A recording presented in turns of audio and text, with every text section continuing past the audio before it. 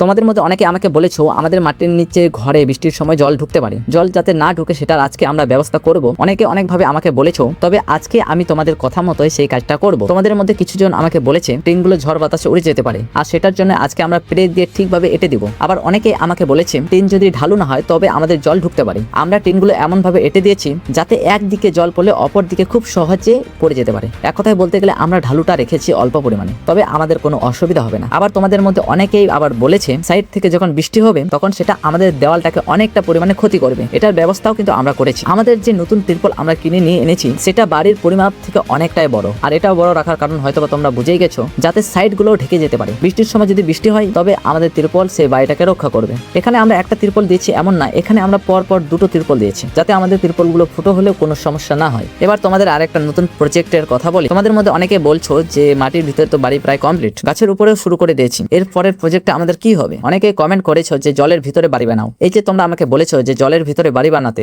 সেটাও কিন্তু আমরা করব। মানে জলের উপরে একটা ভাসমান বাড়ি তৈরি করব, যেটা লাক্সারিয়াস রুম না হলেও সেখানে কিন্তু আমরা 2 থেকে 3 জন থাকতে পারবো আরামে। আর হ্যাঁ, তোমাদের সাপোর্ট অত্যন্ত জরুরি। যদি তোমরা চাও তাহলে অবশ্যই আমি জলের মধ্যে বাড়ি বানাবো। সেটা আমরা বানাবো জুলাই মাসের শেষের দিক থেকে। সেই সময় কিন্তু বর্ষাকালও পড়বে আর চারিদিকে জলও ভর্তি থাকবে, আর সেটা তৈরি করে ঘুরতেও মজা হবে। যাই হোক, পাশে থেকো, আর তোমাদের জন্য চেষ্টা করবো নতুন কিছু তৈরি করা।